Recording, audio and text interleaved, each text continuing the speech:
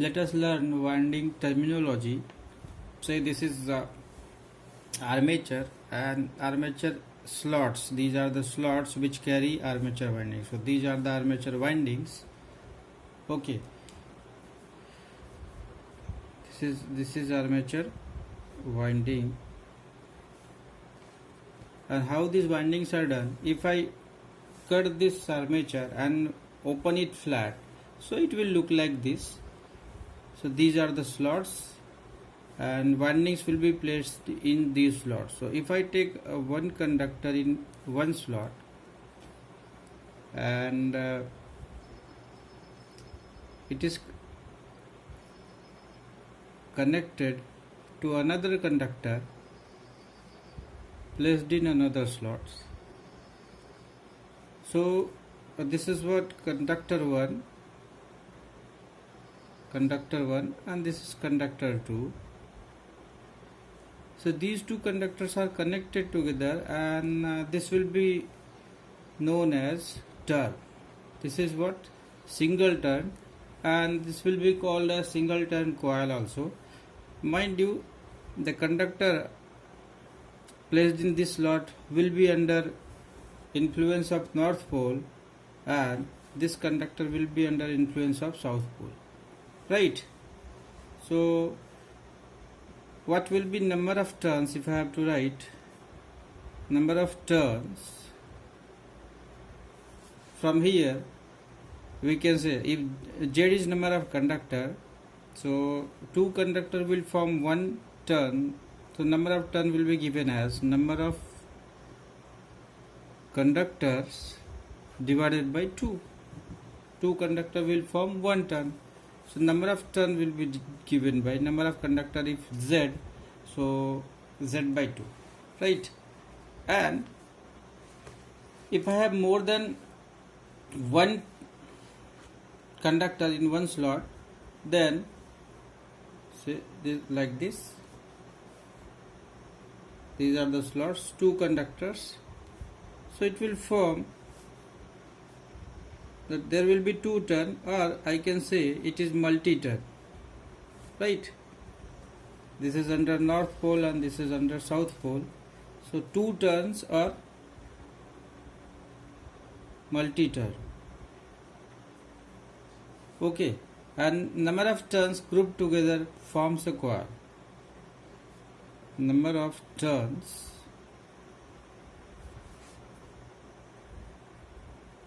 grouped together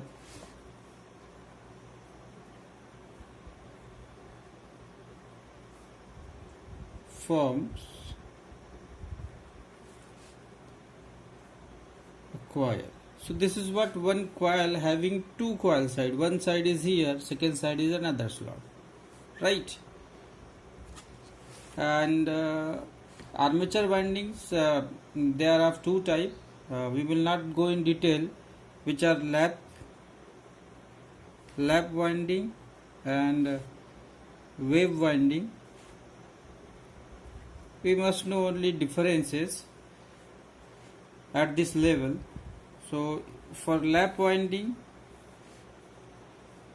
number of parallel paths,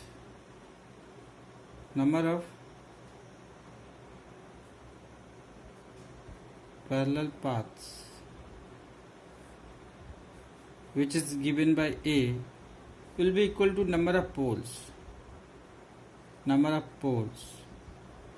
P, right? And this type of winding is preferred for high current low voltage application. High current low voltage application.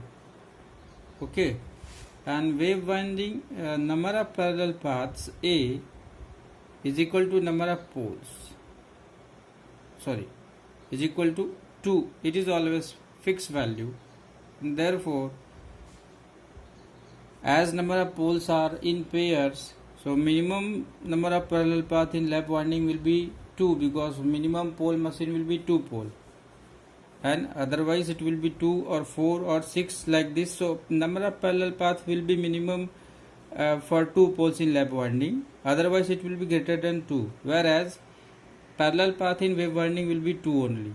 That means as number of parallel paths are more here, it will carry more current, and here it will carry less current. That's why it will be preferred for less current and high voltage application, right? So low current, high voltage application. Okay, suppose I have 6 conductor or 6 conductors are there, and I have to connect them in parallel, or I have to connect them in lap or wave winding. So, or 8 conductors, say, rather than that.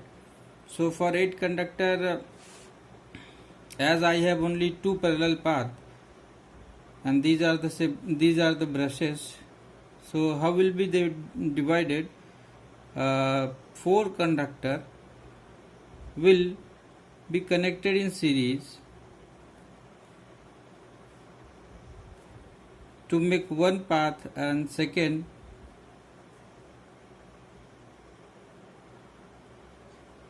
so 2 parallel paths will be there and 8 conductors are there. So EMF induced here is E, here also E, here also E. So E total across brush will be 4 times E. These are in parallel, so voltages will be same.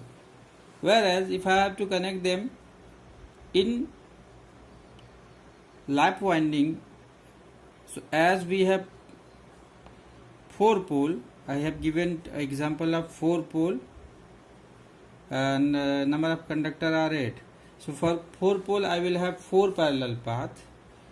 So and in each parallel path conductors will be divided in will be equally divided. So I will have 2 conductors, 1 parallel path, another 2 conductors, 1 parallel path.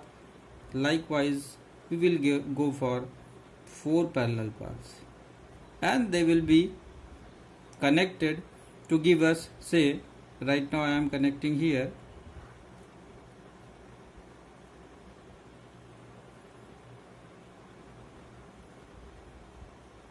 Voltage across each coil is same, therefore voltage across brush will be twice E. So what we are seeing, voltage is less, whereas they will carry currents, and there will be they will carry 4I current, right? So this type of connection is preferred for low voltage but high current, and this will be preferred for high voltage and low current. Okay, and if I have 2 parallel path, so number of conductor per parallel path will be, if 8 conductors are there, so 8 by 2 will be number of conductors. So that means Z by A, total conductor by total parallel path. So it will be 4, right? Here Z by A, that is Z by P also, because A and P are equal, that is Z by 4. So 2 conductors. So these are what? Conductors per parallel path. Okay. Now let us see EMF generated in armature conductor. EMF equation, say EMF. So for this I am taking up DC machine with P number of poles, flux phi per pole, Z is number of conductor,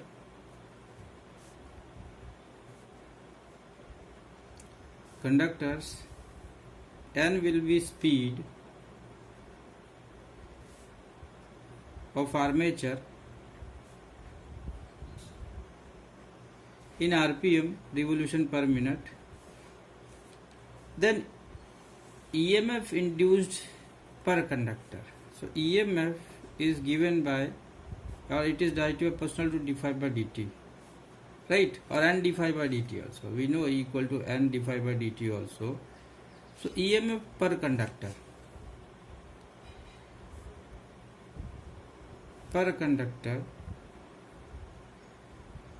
will be E equal to d phi by dt. One conductor will be n will be 1, right? So here rather than n I will write z because I have taken n as the speed. So this n represents number of conductor, and if it is 1 then EMF will be this one, d phi by dt. d phi is flux cut in one revolution. If I am going for one revolution, so d phi is what flux cut by one conductor. Flux cut by one conductor in one revolution. In one revolution. So there are p number of poles and flux per pole is phi. So flux cut will be p phi, and dt is time of one revolution, right? It is what? Time of one revolution. We know n rpm is speed, so n revolution is given in 60 seconds. Rpm means revolution per minute, so one revolution requires 60 by n. That means the time dt will be given by 60 by n.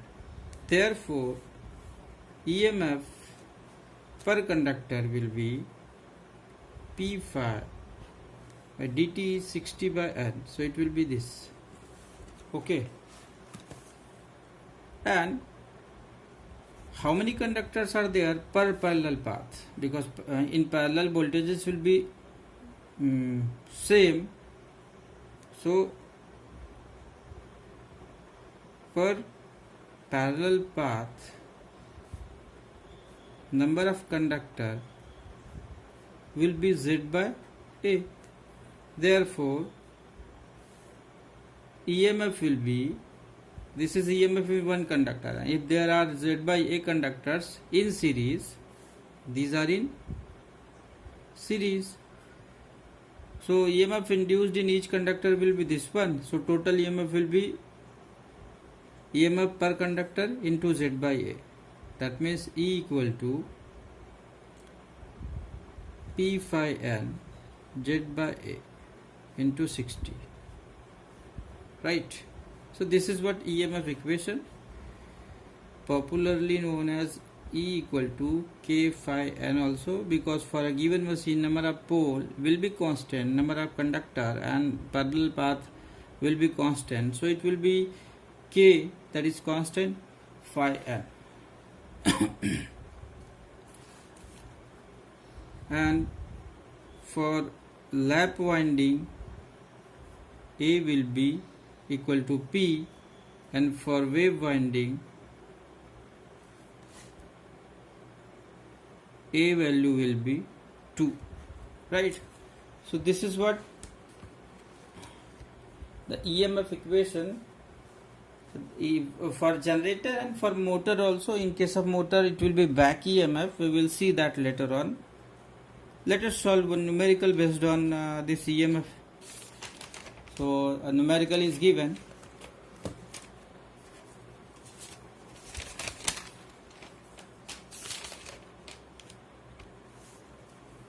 A DC generator has an armature EMF of 100 volt when the useful flux per pole is 20 milliweber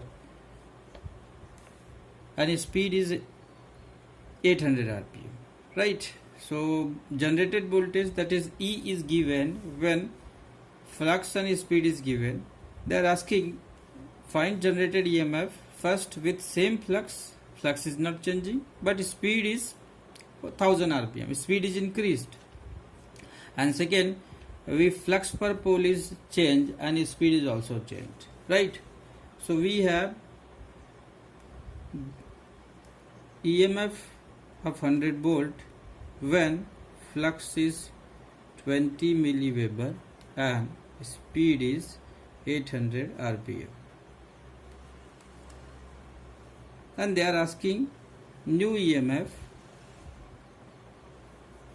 in first case when phi new flux is not changed but speed is changed, it is 1000, and in second case new flux is changed, it is 24 milliweber, and speed is also changed, it is 900 rpm.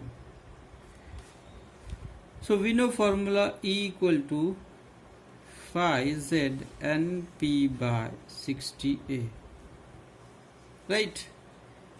So they have not given number of poles or number of conductors or the type of winding, lap or wave. That means I will take this as constant, so it will be k phi n, directly proportional to k phi n. So or I can write as directly proportional to phi n. So for given value, it is known for first case E dash will be directly proportional to phi dash n dash. Okay, this is expression 1, say, and this is equation 2. So 2 by 1 if I take, so it will be E dash by E equal to n dash phi dash by n phi. Okay, now what is E dash by E equal to? What is n dash? N dash is given in first case, n dash is 1000 and phi dash is phi only. By in first case n is original speed is 800 rpm into phi, so it is what, 10 by 8, and E dash I can write as E into 10 by 8, or E dash we got as 100 into 10 by 8, right? So it comes as 1000 by 8, 125 volt. In second case, again I will write E dash is directly proportional to n dash phi dash. This is a third equation. So 3 by 1 implies E dash by E equal to n dash phi dash by n phi. This implies what is E dash is unknown and E is 100 equal to n dash in second case is given as 900 and phi dash is changed here 24 milliweber, and original speed is 800 rpm and flux is 20 milliweber. So milli will be cancelled, therefore E dash will be, this will get cancelled, 27 by 20 or 27 by 20 into 100, this is 5, so 135 volt. So as speed and flux are changing, we will have variation in induced EMF also, right?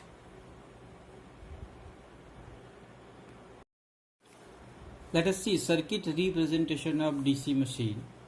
So DC machine has armature and field, and we have therefore there will be armature winding and field winding. So armature and field winding, so this is what field winding, having terminals say F1 and F2, and it will have armature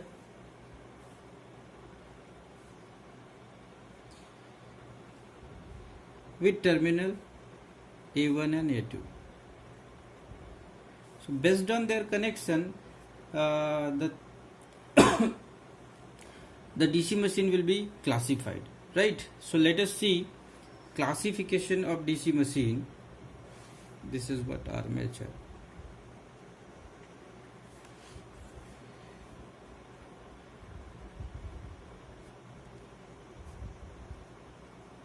Classification of DC machine. So DC machine means it can be DC motor or DC generator. So they are classified as very first permanent magnet type DC machine, permanent magnet type DC machine. In this case, we will use permanent magnet instead of field winding, right? Second type of DC machine is separately excited.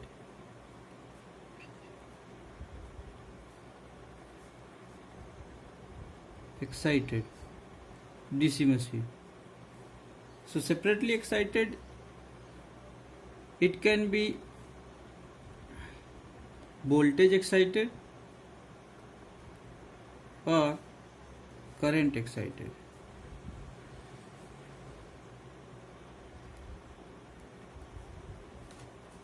And in this case, armature and field will have no connection. Field will be excited by separate supply, right? So field is supplied by separate supply, and armature with separate supply in case of motor. So there is no role of armature voltage on field voltage, right? There is no connection at all between them. So this is what armature. So field is separately excited, separate source is required for exciting field. And the third type is self-excited.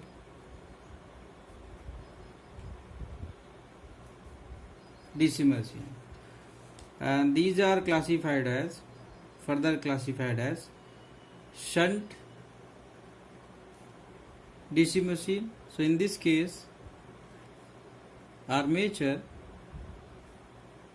and field winding will be connected in shunt.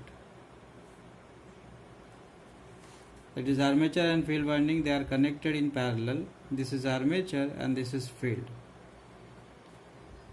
So this will be shunt type of DC motor or generator. And second classification is series DC machine. In this case, armature winding and field winding will be connected in series,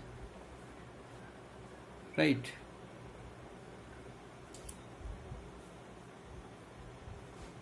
So this is what series machine. And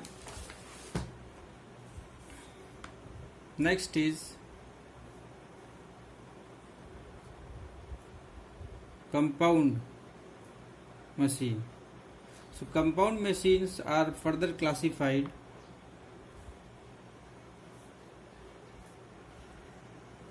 on the basis of winding connection of shunt field and on the basis of magnetic axis action. So one classification is based on electrical connection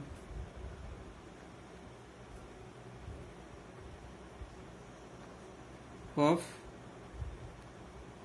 shunt field, and second classification is based on magnetic field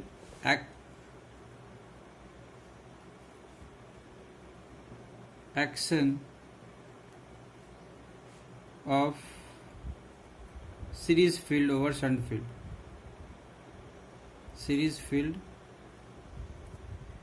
over shunt field. So compound machine means it will be combination of shunt and series. That is, we will have two field windings, shunt and series. They will be connected, and based on their connection and axis action, magnetic axis action, they will be further classified. So based on electrical connection of shunt field, there is two classification.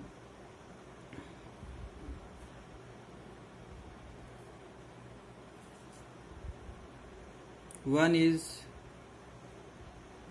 long shunt, say this is armature and this is series field, this is series field, and shunt field is connected across armature and series field winding. This is shunt field. So it is known as long shunt and short shunt.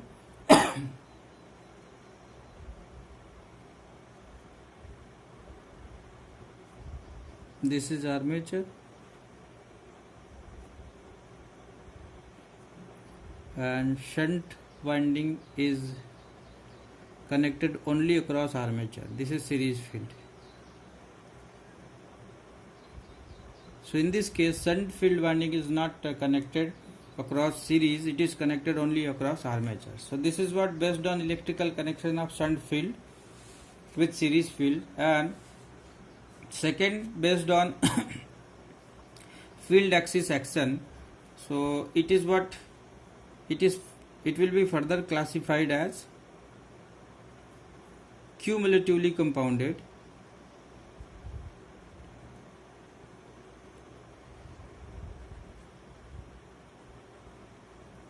machine and differentially compounded machine.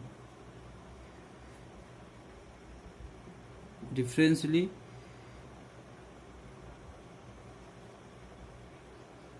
compounded machine. Okay, so let us see these machines, cumulatively compounded and differentially. So I have this connection.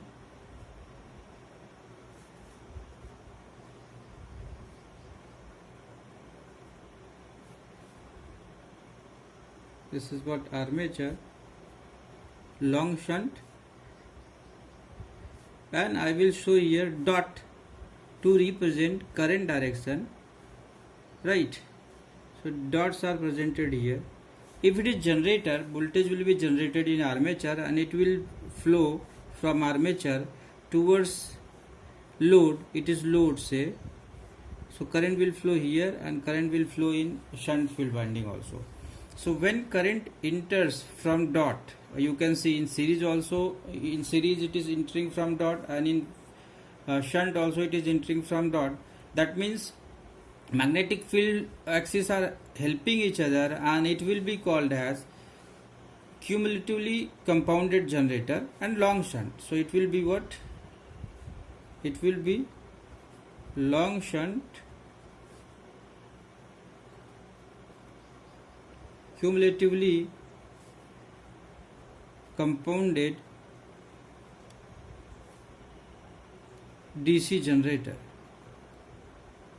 And if it is motor, it will be differentially compounded. We will see how and how these magnetic axes are helping each other. So let me show here.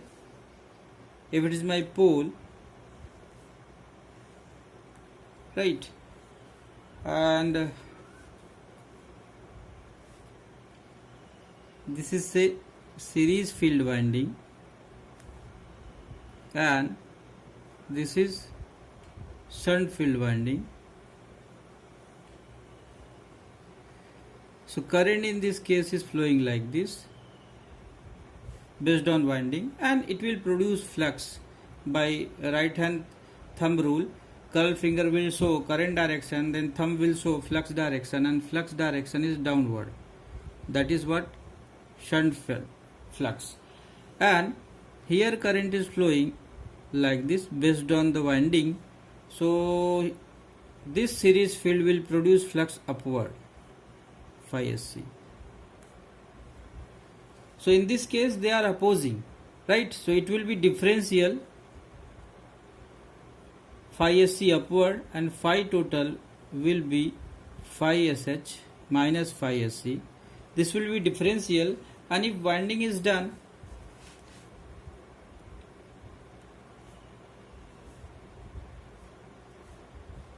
say this is field pole, this is shunt field, and this is series field. So current direction based on winding is like this in shunt field, and in series field also in same. So what we are seeing, it will produce flux upward SH, and this series field is also producing. So this is what shunt field, and this is series field. So total flux, these two fluxes are helping each other, that is cumulatively compounded, and this will be differential compounded, phi SH plus phi SC, right? So we have seen long shunt cumulatively compounded DC generator, and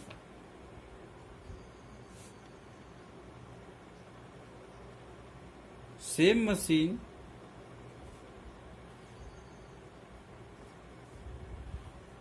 if it is motor, say dots are same at same position, you can compare. If it is motor, then supply will be given from here and current will enter like this. So what we are seeing, current enter in series field winding and leaves through dot, and in shunt field it enters from dot. Therefore it is what differentially compounded, long shunt differentially compounded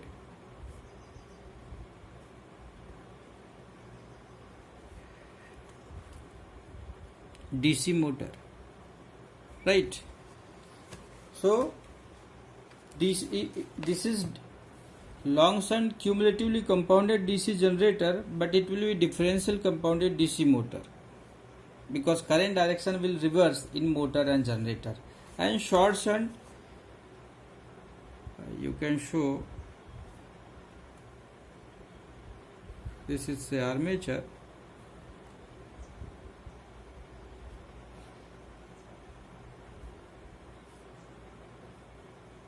say dot I am showing here. So if I consider this as generator, and this is what short shunt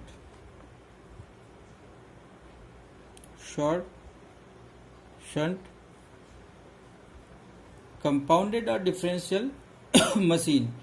If it is generator, current will come from here, it will distribute in this direction and upwards, and here current will leave from dot, and in this winding it will enter from dot. So it will be differentially compounded generator, but if I consider this as motor, it will be cumulatively compounded. If it is motor, then current will flow from supply, it will enter in series field winding from dot, and in shunt field winding also from dot.